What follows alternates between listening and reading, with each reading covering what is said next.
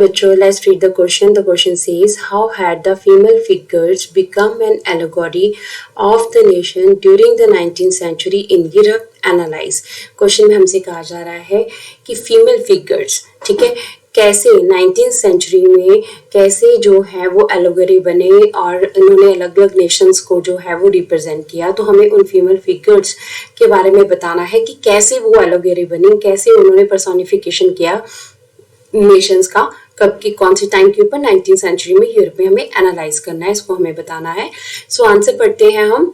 Answer says artist in 18th and 19th century found a way to represent a nation। 18 and 19th century में क्या हुआ, जो artist थे उन्होंने nation को, जो राष्ट्र है उनको रिप्रेजेंट करने के लिए एक नया जो है वो वे ढूंढा, एक नया तरीका ढूंढा। They try to represent the nation as a person.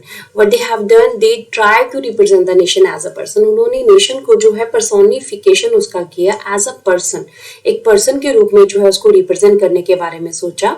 They decided to represent the nation as female figures। और उसके बाद फिर क्या डिसाइड हुआ कि इनको फीमेल फिगर्स के रूप में जो है हम लोग प्रेजेंट करते हैं। पहले तो फर्स्ट थॉट क्या थी कि नेशन को जो है एज अ पर्सन रिप्रेजेंट किया जाए, ठीक है। सेकंड में क्या था कि इनको फीमेल फिगर्स के रूप में जो है वो हमारे पास क्या किया जाए, रिप्रेजेंट किया जाए। अब फीमेल फिगर्स ही क्यों लिए गए, क्योंकि फीमेल फिगर्स जो है, जो फीमेल है हमारे पास एज अ मदर है, तो उनकी हमारे पास काफ़ी ज़्यादा हम उसकी रिस्पेक्ट करते हैं, हम उन्हें एडमायर करते हैं। So that's why female figures को लिया गया।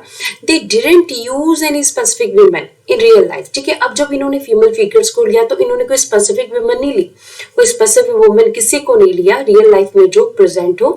They used female figures to give the abstract idea of the nation in a concrete form। देखिए, अब उन्होंने फीमेल को एज एन एलोगरी तो चुना, पर्सोनिफिकेशन के लिए तो उन्होंने सिलेक्ट जरूर किया, बट उन्होंने यहाँ पे एक चीज क्या थी कि उन्होंने जब अपने थॉट को रिप्रेजेंट किया, कॉन्क्रीट फॉर्म में दिया, तो that was not the real one. मतलब जो भी हमारे पास एलोगरीज अभी नजर आती हैं, तो they were not the real one, वो कोई भी रियल नहीं थी, they were just a imagination. So female figures जो है became allegory of a nation. तो इस तरह से धीरे धीरे क्या हुआ, फीमेल फिगर्स जो है वो रिप्रेजेंट करने लगे अलग अलग नेशंस को। अब अगर हम यूरोप में इसके एग्जाम्पल पढ़ते हैं तो we are having Marianne. So it became the allegory of France during the French revolution. French revolution के अगर हम सिंबल्स की बात करें तो सिंबल्स में आपने मैरियन को देखा होगा, वो अपने अलग अलग जो है सिंबल्स के साथ है, तो प्रेजेंट कर रही है फ्रांस के नेशन को। And Germania to represent the Germany German unification. German unification के टाइम के ऊपर जर्मानिया को यूज किया गया था, पर्सोनिफिकेशन किया गया था, एलोगरी यूज किया गया था, ताकि पेश कर सके वो नेशंस को, रिप्रेजेंट कर सके, नेशनलिज्म फीलिंग को लोगों के बीच में उसको जगा सके।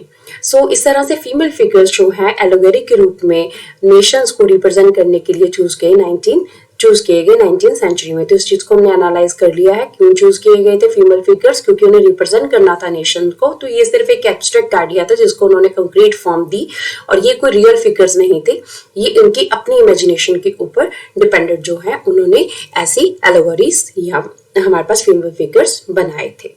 Hope so you understood the question and as well as the answer. Thank you.